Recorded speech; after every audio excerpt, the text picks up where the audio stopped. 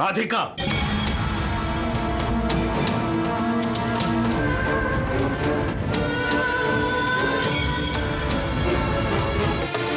ಅದು ನೂರಾರು ಜನಗಳ ಭಕ್ತಿ ಹಾಗೂ ಶ್ರದ್ಧೆ ಕೇಂದ್ರ.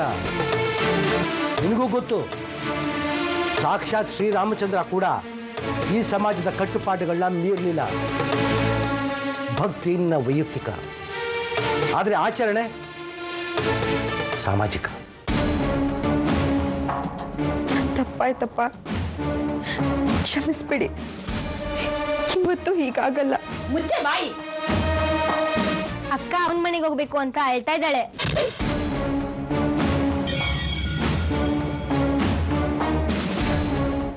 ನಿನ್ಗೇನ್ ಕೆಲ್ಸ ಇಲ್ವಾ? ನಿಮ್ಮಮ್ಮ ನಿನ್ನ ಹುಡುಕ್ತಾ ಇದ್ದಾರೆ. ಆದ್ರೆ ಮದ್ವೆ ಆಗಿದ್ದು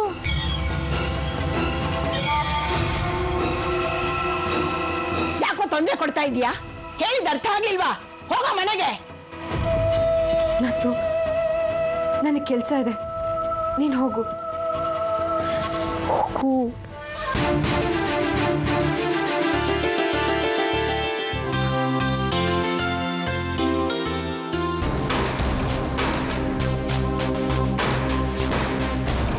ಇದೇನು ಕಾಲುಂಗ್ರ ಅಲ್ತಾ ಏನು ಕಾಣಿಸ್ತಿಲ್ಲ.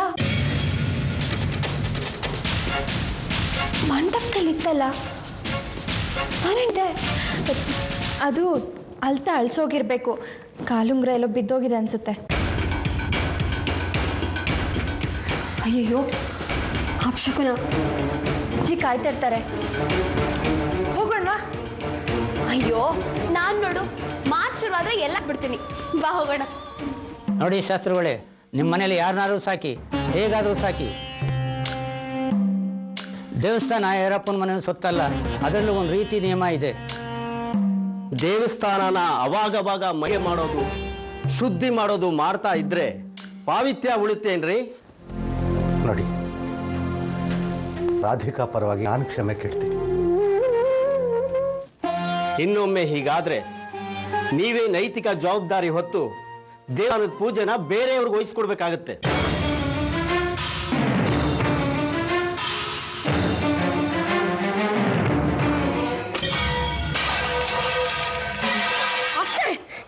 ಏನ್ ಮಾಡ್ತಿದ್ದೀರಾ? ಇಷ್ಟು ದಿವಸ ಗಡಿ ದಾಟಿ ಹೋಗದೆ ಇದ್ದವಳು ಇವತ್ತು ಅದನ್ನ ಮರೆತುಬಿಟ್ಟಿದ್ದೀನಿ. ಏನಿದೆ ನಿನ್ ಮನಸ್ಸಲ್ಲಿ? ಇವಳನ್ನ ಹೀಗೆ ಬಿಟ್ರೆ ಊರಲ್ಲೆಲ್ಲ ಟಾಮ್ ಮಾಡ್ಕೊಂಡು ಬರ್ತಾಳೆ. ಜಮೀನ್ದಾರನ ಮಗನ ಜೊತೆ ನನ್ನ ಮದುವೆ ಆಯ್ತು ಅಂತ ಅಲ್ವೇನೆ? ನಿನ್ನ ಮನಸ್ಸು ಆ ವಿಷು ಮೇಲಿದೆ ಅಲ್ವೇನೆ?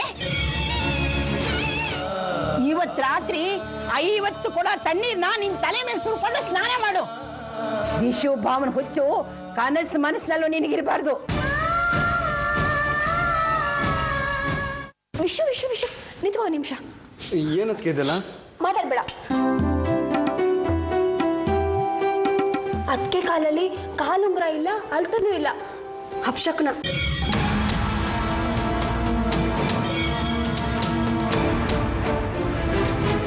ಅಲ್ಲ ರಮ್ಯಾ ಅಕ್ಕ, ಮದ್ವೆಲಿ ಹಾಕಿದ್ದನ್ನ ನಾವೆಲ್ಲ ನೋಡಿದೀವಿ ತಾನೆ.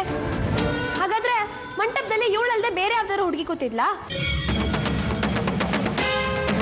ಬಾ, ನಾನು ಹೋಗಿ ಮೊದಲಿನ ಚೆಲ್ ಬರ್ತೀನಿ.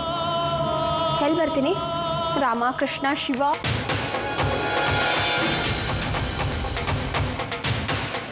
ತಗೋ ವಿಶಾಖ, ನಾಳೆ ಪೂಜೆಗೆ ನೀನು ಇದೇ ಸೀರೆನ ಉಟ್ಕೋಬೇಕು.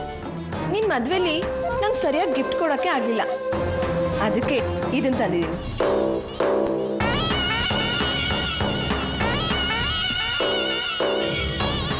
ನಾನೇ ಹಾಕ್ತೀನಿ. ಇಲ್ಲ, ಆಮೇಲೆ ನಾನೇ ಹಾಕೋತೀನಿ. ಅವಳು ಅಷ್ಟೊಂದು ಪ್ರೀತಿಯಿಂದ ಹೇಳ್ತಾ ಇದ್ದಾಳೆ, ಬೇಡ ಅನ್ಬಾರ್ದಮ್ಮ.